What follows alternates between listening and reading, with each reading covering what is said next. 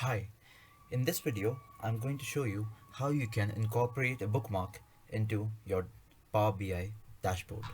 So as you see, I have already created a dashboard. So here I have with me, I have a clustered column chart, a sunburst chart, a pyramid, and a funnel, and I also have a matrix and I have a line chart.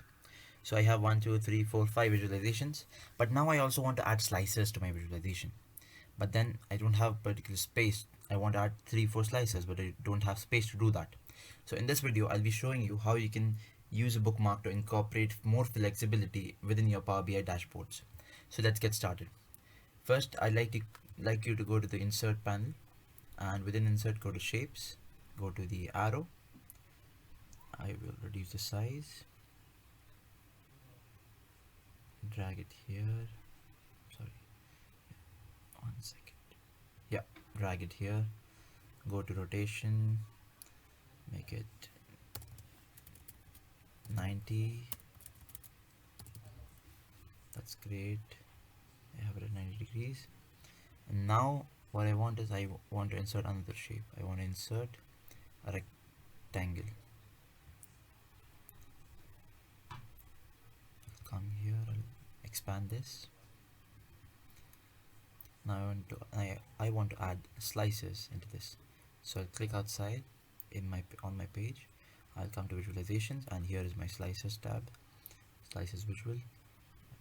Reduce the size. Now I want something so that I know the date. I want to filter everything on the basis of my order date. I need slices for that. Maybe I want to look at a particular month, a particular quarter, a particular year. But then I don't have the space to incorporate that inside here.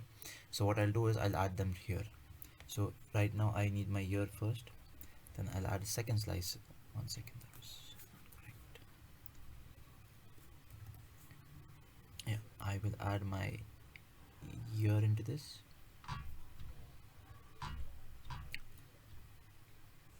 I will make it a list. So you also have options in slices. So right now it's between. I'll make it a list so that we just have to click on the checkbox. I will add another slicer. I'll click outside, then my visualization panel appears. I will select slices again. I will come here and I will select my quarter in this. So I have my years and now I have my quarter, and now then I need my months. So I'll add another slice. I'll click outside on the page. I will select my slicers. I will bring it down here. I will reduce the size, and I will be adding my months in here. I expand this so that we don't need the scroll bar. Yes. So you see I have all 3 slices here. Now again you go to the insert tab, you go to shapes, and now you need to navigate back to the original page, right? So you add another arrow. Reduce the size a little.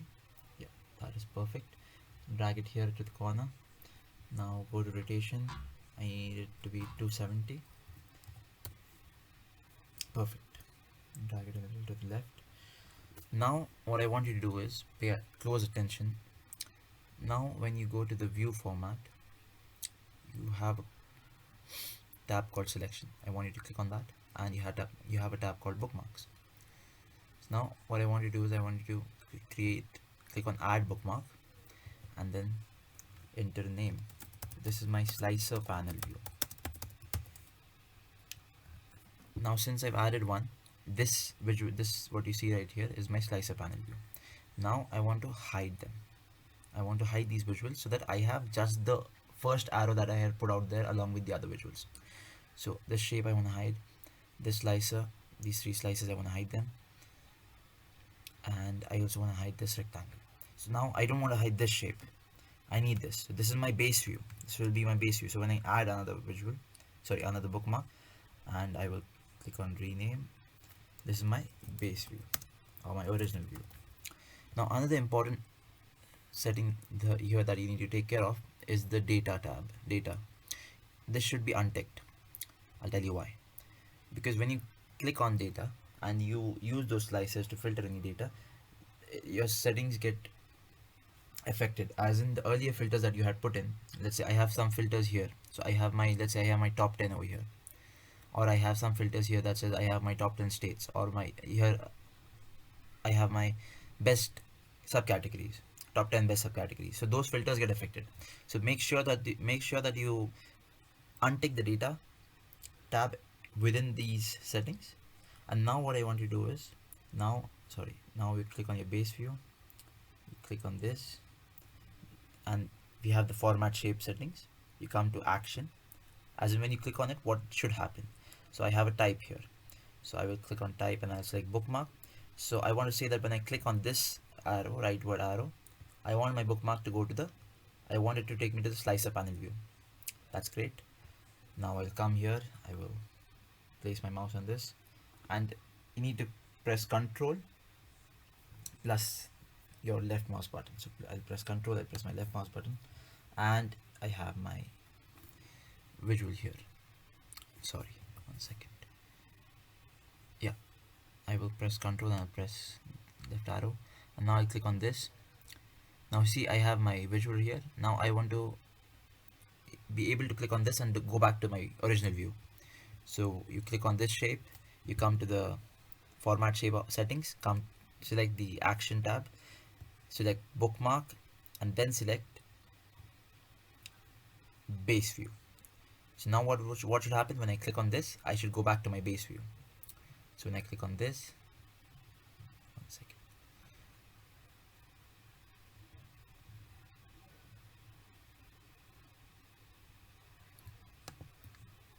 It takes me back to my base view. So you see how easy that was. Instead of adding 3 slices here or removing a visualization from here, I have all my 5 visualizations, and along with that I have my slices as well. So I can just control left click, and I have a lot of them to choose from. So if I want to, control left click, I can select my year, I can select my second quarter in the year 2013, and I want to look at June.